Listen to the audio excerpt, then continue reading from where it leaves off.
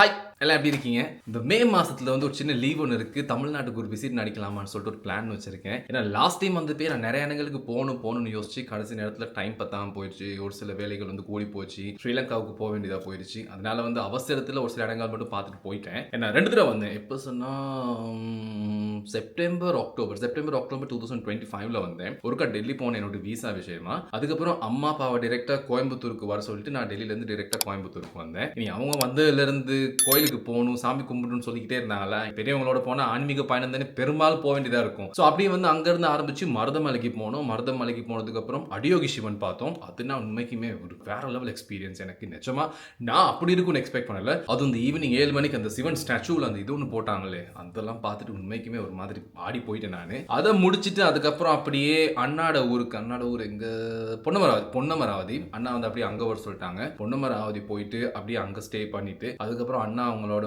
மதுரை மீனாட்சி அம்மன் கோயிலுக்கு வந்தோம். நான் ஏற்கனவே ஒரு 2018 நான் வந்தேன் மதுரை மீனாட்சி அம்மன் கோயிலுக்கு. அண்ட் அதை முடிச்சுட்டு அதுக்கப்புறம் வேற எந்த கோயிலுக்கு இல்ல, அங்கிருந்து டிரெக்டா ஒரு ஊடு சென்னைக்கு அப்புறம் அம்மா அப்பா மாமா வீட்டில் விட்டுட்டு நாங்கள் அப்படியே பெருசாக சுத்தல. ஃபீனிக்ஸ் மால்னு போனோம். படம் ஏதாவது பார்ப்போம்னு யோசிச்சேன். சென்னையில் படம்னு பார்க்கல, ஷாப்பிங் பண்ணல. வின்டர் க்ளோத்ஸ் வாங்கினதோட சரி அப்படியே கிளம்பியாச்சு. ஸோ இந்த பையனும் கொஞ்சம் பிளான் பண்ணியிருக்கேன். கொஞ்சம் ஒரு மாதிரி சுற்றி பார்க்கலாம், முக்கியமாக நிறைய ஸ்ட்ரீட் ஃபுட் ட்ரை பண்ணும் அப்படின்னு சொல்லிட்டு நம்ம லாஸ்ட் டைமே பிளான் பண்ணோம். தம்பி கூட சொல்லிட்டு இருந்தான் மதுரையில் தான் செம்ம ஸ்ட்ரீட் ஃபுட் இருக்கு, இந்த பரோட்டா வித்தியாசமான பரோட்டாலாம் இருக்கு. நான் முத வாழ்க்கையிலே இந்த பேர் தான் நூல் பரோட்டா சாப்பிட்டு இருக்கேன். அங்கே இப்போ என் பிரதர் என் கசின் கோயம்புத்தூர்ல வாங்கி கொடுத்தாரு நூல் பரோட்டா ஒரு கடையில்.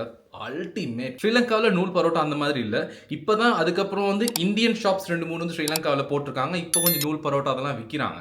பன் பரோட்டா ஃபுல்லு சாஃப்டா இருந்துச்சு. அந்த மாதிரி சீரியஸாக எனக்கு ஒரு திரும்ப சாப்பிட்டு பார்க்கணும்னு ஆசையா இருக்கு. அண்ட் அது மட்டும் இல்லாமல் மதுரையில் நிறைய ஸ்ட்ரீட் ஃபுட் ஷாப்ஸ் இருக்கு, அதெல்லாம் கொஞ்சம் ட்ரை பண்ணணும். அண்ட் சென்னையிலையும் கொஞ்சம் ஷாப்பிங் பண்ணணும், கொஞ்சம் ரவுண்ட் நடிக்கணும், ஒரு 4-5 படம் பார்க்கணும், ஒரு பெரிய ஒரு சினிமா ஆக்டர்கிட்ட படம் தியேட்டரில் பார்க்கணும் அப்படிங்கிற கொஞ்சம் ஆசையெல்லாம் வச்சிருக்கேன். அதனால மேல இருக்க லீவ்ல தமிழ்நாட்டில் போயிட்டு ஒரு சின்னதாக ஒரு விசிட் நடிக்கலாம் அப்படிங்கிற ஒரு பிளான் வச்சிருக்கேன். எப்படியுமே எனக்கு ஒரு 3 to 4 வீக்ஸ் மாதிரி இருக்கும். எப்படியும் ஒரு 1 to 2 வீக்ஸ். பெருசாக அங்கிட்டுலாம் சுத்த கிடைக்காது. சென்னை சுற்றி இருக்கிறது முடிஞ்சா மதுரையும் போயிட்டு அதெல்லாம் கொஞ்சம் சாப்பிட்டு பார்த்துட்டு வந்தா. நான் லாஸ்ட் டைம் 2018ல வரும்போது சென்னை மெரினா பீச்சுக்கு போனப்ப அப்போ என் கசின் ஒரு இடத்துல வாங்கி கொடுத்தான்.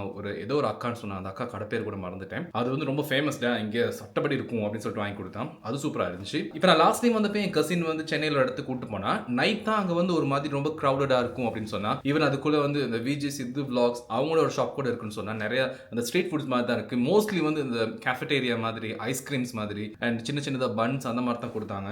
உள்ளே ஒரு கடையா இருக்கும். செம்ம க்ரௌடான. எனக்கு தெரிஞ்சு நான் போகும்போதே ஒரு 12 1 மணி 1:30 மணி இருக்கும்னு நினைக்கிறேன். போய் அந்த க்ரௌடா இருந்துச்சு. அங்க அந்த அளவுக்கு பெருசா ஃபுட் பெருசா கனெக்ட் ஆகல. பட் நான் கோயம்புத்தூர்ல சாப்பிட்ட மாதிரியான ஃபுட் அங்க கனெக்ட் ஆகல. கோயம்புத்தூர்ல என் கசின் ஸ்ட்ரீட் ஃபுட்ஸ் கூட்டு போனாரு. அங்க என்னென்னமோ கொடுத்தாங்க. ஆனா அதுக்கெல்லாம் அந்த வச்சிருக்க பேர் தான் ரொம்ப அல்டிமேட்டா இருக்கு. வித்தியாசமான பேரு. நிறைய சாப்பிட நல்லா இருந்துச்சு. பட் அந்த முட்டை கலக்கி எனக்கு பெருசா செட் ஆகல. அது ஒரு மாதிரி அந்த டேஸ்ட் ஒரு மாதிரி வித்தியாசமா இருந்துச்சு. ஆனா அந்த பன் பரோட்டாவோட கொடுத்த கிரேவியா இருக்கட்டும், இன்னும் 2-3 கொடுத்தாங்க. அண்ட் பீஃப்ல வச்சு என்னமோ செஞ்சிருந்தாங்க.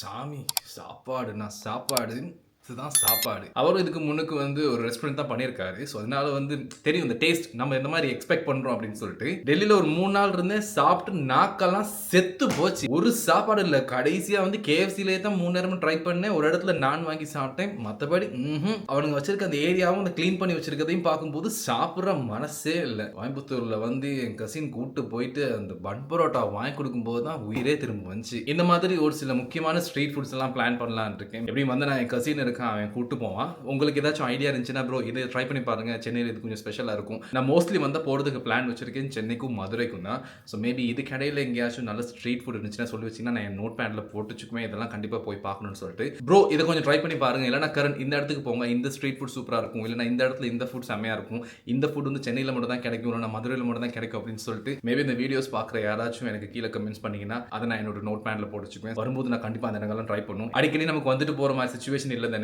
ஏதோ ஒரு வருஷத்துக்கு ஒருக்கா முடிஞ்ச ஒரு 3-4 வருஷத்துக்கு ஒருக்கா சரி இந்த மாதிரி வரதுக்கான ஒரு ஆப்பர்ச்சுனிட்டி கிடைக்கும் போது அட்லீஸ்ட் அதை மேக்ஸிமம் அந்த பொட்டன்ஷியலை யூஸ் பண்ணி என்னென்னலாம் பார்க்கணுமோ என்னென்னலாம் சாப்பிட்டு எக்ஸ்ப்ளோர் பண்ணுவோம் எல்லாத்தையும் எக்ஸ்ப்ளோர் பண்ணிடணும். நம்ம ஒரு ஃபுடி அந்த ஒரு சாப்பாடு அந்த டேஸ்ட் அப்படியே ருசிச்சு சாப்பிட்றதுல அதில் ஒரு தனி சோகம்.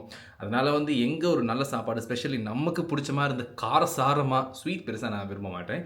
காரசாரமாக இருக்கிறதெல்லாம் ஒரு மாதிரி ஒரு புடின்னு பிடிக்கிறதுல எனக்கு அப்படி ஒரு ஆசை ஒன்று இருக்குது. ஃப்ரெண்ட்ஸ் இந்த வீடியோ பார்க்குற யாராச்சும் சென்னை மதுரைக்குள்ளே இருக்க நல்ல ஸ்பெஷல் ஸ்ட்ரீட் ஃபுட் ஸ்பாட்ஸ் எனக்கு கீழே கமெண்ட்ஸில் கொடுத்தீங்கன்னா ரொம்ப ஹெல்ப்ஃபுல்லாக இருக்கும். நான் வரும்போது அதை நோட் அவுட் பண்ணிக்கிறேன்.